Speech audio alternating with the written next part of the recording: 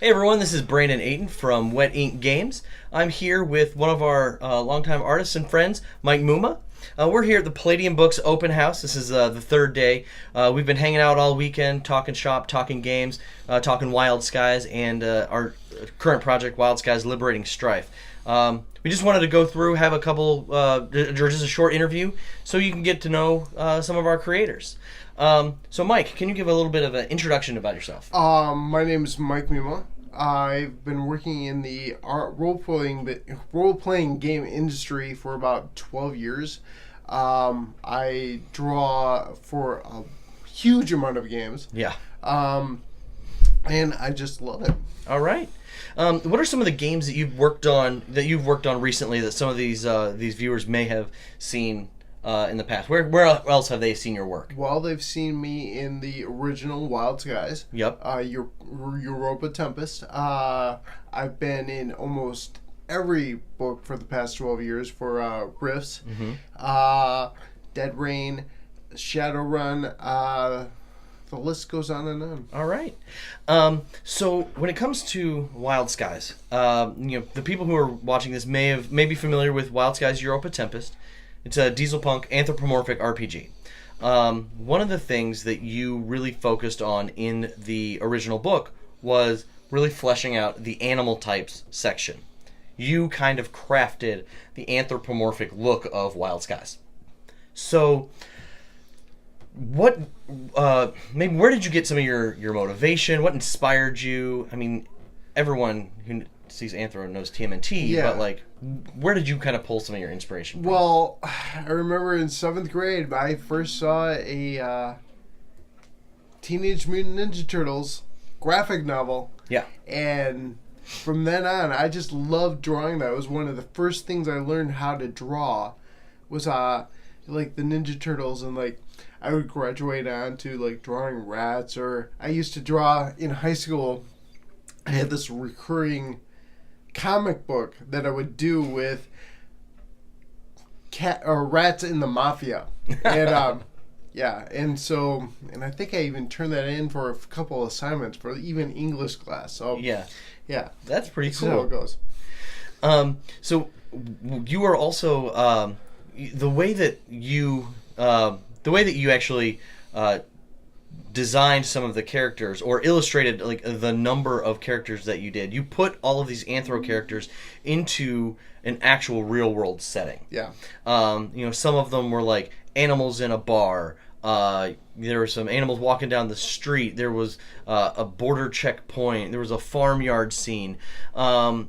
So where did you these are everyday normal activities, but you always added in little twists and tweaks to make them really funny. Yeah. And you also made them pretty accurate to Europe. Yeah. So is that something that you do for a lot of the things? Go into that process a little bit. Well, it requires research. I can't just pull stuff out of my head. If I'm drawing a World War II German tank, I gotta check that out. See what World War II German tank looks like. I know right. we're in this alternate reality. It's not quite World War II, but it's not quite not. Yeah. And so you start thinking about these things, and you have multiple animals of different sizes and shapes, and they all kind of gotta fit and use these things. Right. And so you start balancing it out in your head, and whatever works on the page. Yeah. But it also has to work in the world. In the world and on the composition of the piece. Yeah. And so all that stuff kind of factors in, and ultimately I'm drawing an owl driving a cargo truck. Yeah. Which I think happened. Yeah. It did. It's the owl in the border checkpoint. Yeah. One of my favorites is in the bar, you notice the crocodiles ordering beers, and he's holding up, he's doing this, which if you've seen the movie Inglourious Bastards, that plays a pretty prominent role in that scene in the film. And I was really glad that you put something like that in. I'm pretty sure I had watched that movie, and that's exactly what it is. It's great. It's fantastic. So what are the things that you're excited about? Because you've played Wild Skies. Yeah. We actually play some of the games with our designers and our creative team. So Mumah, you have done. You've played in the game, and you have a character that is actually in the main book. Tell us a little about this character, why you like this character, and maybe some like the attachment you have to it. Well, it's kind of layered. It's kind of. I believe I had been watching the movie Black Rambo, one of my all-time favorite movies. I watch this movie every month, and I'm not even lying.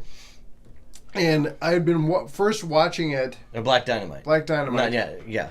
When Brandon and I were talking, because Brandon, we have known Brandon for at least 12 years. Yeah.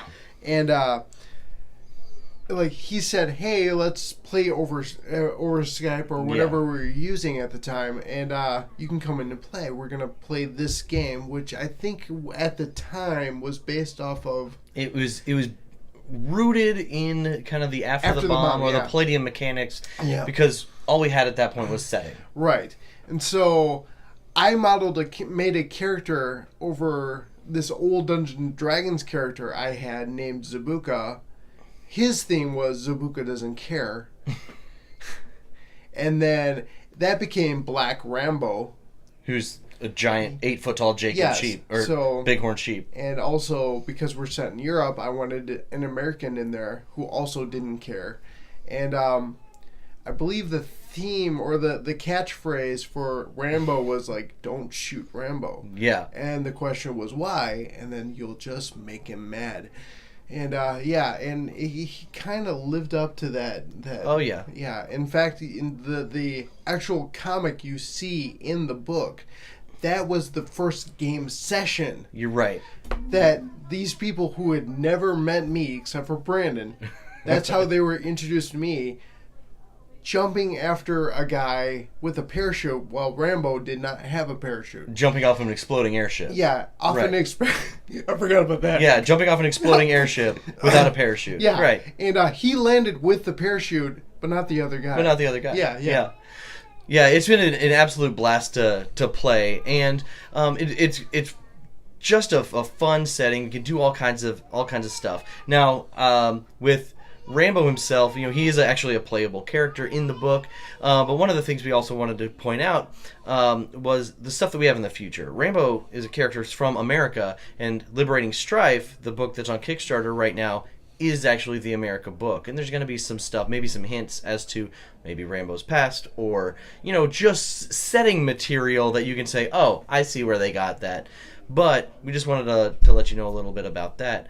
Mumah, what are you most excited for in this Liberating Strife book or the future of Wild Skies? What would you, as a creator, want to see in the future of this game? Well, I want to draw more character types, like animal types, because they're just fun. They're like, you research what animals look like, and then you're going, how do they look as people? Oh, the piece that you did for the Kickstarter page. Yeah, and especially that piece with the Kickstarter page. I'm like going, I really want to do all this because I did the recreation of the construction workers eating lunch on the rafters on the riser. Yeah, of the.